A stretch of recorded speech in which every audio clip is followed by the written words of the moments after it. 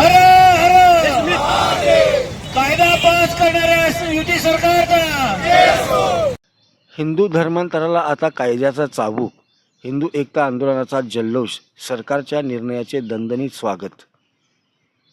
महाराष्ट्र शासनाने धर्मांतर संदर्भात कायदा मंजूर केल्यानंतर हिंदू एकता आंदोलन संघटना सांगली जिल्ह्याच्या वतीने उत्साहात जल्लोष साजरा करण्यात आला. फटाक्यांची आतिषबाजी, साखर वाटप आणि घोषणाबाजी करत कार्यकर्त्यांनी सरकारच्या निर्णयाचे जोरदार स्वागत केले.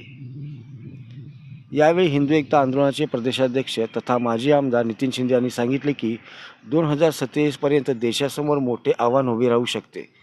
गरीब आणि सर्वसामान्य हिंदू कुटुंबांना विविध आमिषे दाखवून धर्मांतर घडवून आणण्याचे प्रकार सुरू आहेत. अशा प्रवृत्तींना आता या कायद्यामुळे मोठा आळा बसेल. अनेक वर्षापासून हिंदू एकता आंदोलनासह विविध हिंदुत्ववादी संघटनांनी धर्मांतर विरोधी कायद्याची सातत्याने मागणी केली होती. सरकारने भविष्यातील धोका लक्षात घेऊन हा निर्णय घेतला असून त्याबद्दल आम्ही सरकारचे आभारी आहोत, असेही त्यांनी यावेळी सांगितले. या निर्णयाच्या स्वागतासाठी कार्यकर्त्यांनी शहरात जल्लोष करत फटाके फोडले, साखर वाटली आणि सरकारच्या निर्णयाचे स्वागत करणाऱ्या घोषणा दिल्या. यावेळी हिंदू एकता आंदोलनाचे असंख्य पदाधिकारी व कार्यकर्ते मोठ्या संख्येने उपस्थित होते. धर्मांतर विरोधी कायदा करणाऱ्या सरकारचा, धर्मांतर विरोधी कायदा करणाऱ्या सरकारचा सर्व से कहो हम, धर्मांतर विरोधी कायदा करणाऱ्या सरकारचा, धर्मांतर विरोधी कायदा करणाऱ्या सरकारचा, हिंदू धर्म की, हिंदू राष्ट्र की.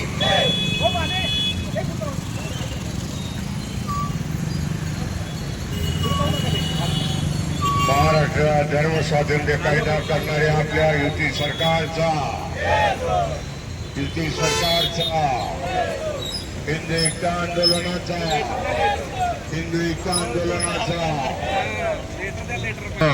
उपस्थितांना खऱ्या अर्थाने एक आनंदाचा सोहळा या ठिकाणी होतोय.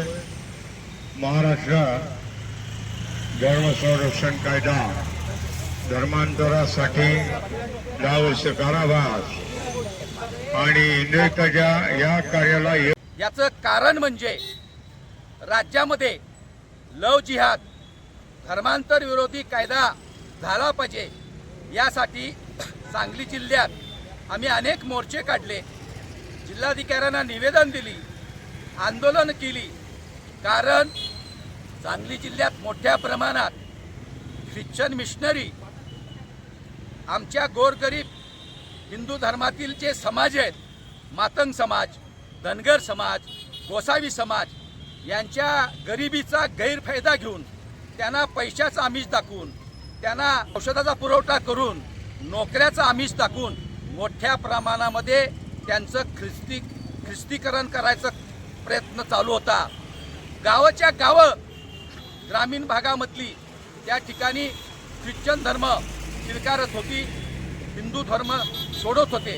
त्याचबरोबर दुसरीकडं इस्लामी राष्ट्रातून जो पैसा आहे तो पैसा घेऊन लव जिहादच्या माध्यमातून हिंदूच्या मुलींना प्रेमाच्या जाळ्यामध्ये ओढून त्यांचं धर्मांतरण करून त्यांना त्या ठिकाणी इस्लामीकरण करण्याचा प्रयत्न सुरू होता.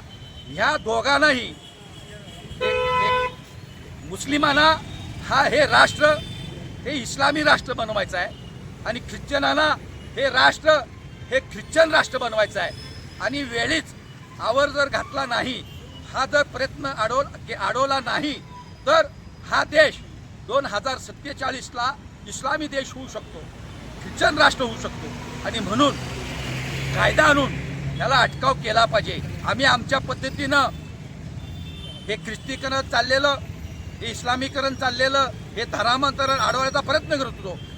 परंतु त्यासाठी पुरेसा कायदा नव्हता. देशातल्या 12 राज्यामध्ये अशा पद्धतीचा कायदा आहे.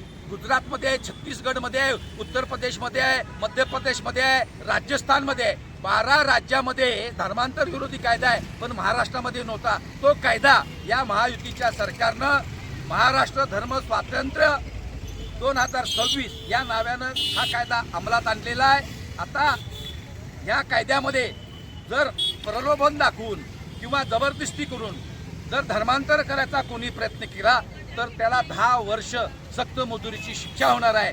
त्यामुळं धर्मांतरण रोखण्याचं काम या कायद्यामुळं होणार आहे. हा कायदा करणाऱ्या महायुती सरकारचं हिंदू एकता आंदोलन संघटना सांगली जिल्ह्याच्या वतीनं मी या ठिकाणी अभिनंदन करतो.